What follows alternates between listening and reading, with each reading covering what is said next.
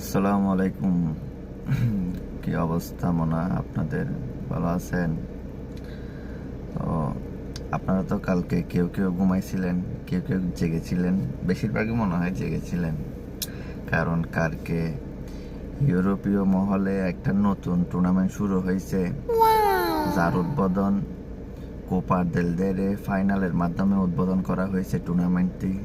ওইখানে চ্যাম্পিয়ন হিসেবে প্রথমবারের মতো শিরোপা নিয়ে গেছে বার্সেলোনা। Oh my কারণ god. প্রথমবারের মতো বলতে কাপটা বার্সেলোনা নিয়ে গেছে, তাই ওইখানে তো মনে করেন বার্সেলোনা আর আর্জেন্টিনা যে টুর্নামেন্টে থাকবে ওইটা ওই সিজন থেকেই শুরু হয়েছে, আর যদি বাদ পড়ে যায় ওইটার কোনো অস্তিত্ব নেই। তো কালকে রিয়াল মাদ্রিদকে হারায় রাতে আর কি। তো বার্সেলোনা কাপ নিয়ে গেছে, প্রথমবারের মতো শিরোপা গড়ে তুলে ফেলছে প্রথম মৌসুমে। মানে কি, তারা এই কাপটা নিয়ে গেছে শুরু হতে না হতেই। কারণ তুলনামূলকভাবে দুর্বল দলের সাথে খেলা এরা খেলছে। হ্যাঁ, তো এরা অনেক শক্তিশালী, এটা আমি বিশ্বাসও করি, এটা মিথ্যা কথাও না। তো আমি তো খেলা মোটামুটি দেখে আনন্দিত হয়েছি।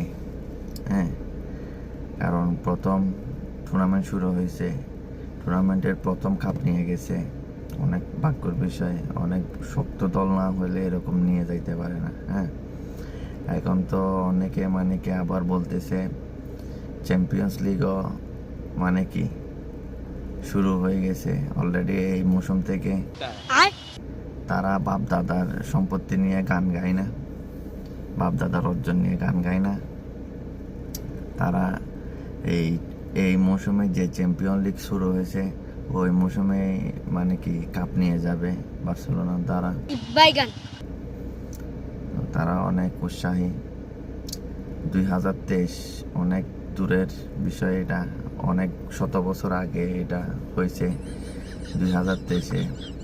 কারণ রিয়াল মাদ্রিদ তো ভাই এখন কোনো দলের সাথে পারে না। হ্যাঁ, 2023 সালে এটা কত 100 বছর আগে আসছে। তখন দলের মধ্যে কত ভালো ভালো প্লেয়ার ছিল, তাই তাদেরকে মনে করেন রিয়াল মাদ্রিদ অনেক ভালো টিম ছিল, অন্যান্য দলের মানে কি এই তুলনামূলকভাবে কম শক্ত ছিল, যার কারণে রিয়াল মাদ্রিদ নিয়ে গেছে আগে। এখন তো মনে করেন বার্সার চাইতে শক্তিশালী দল আর কেউ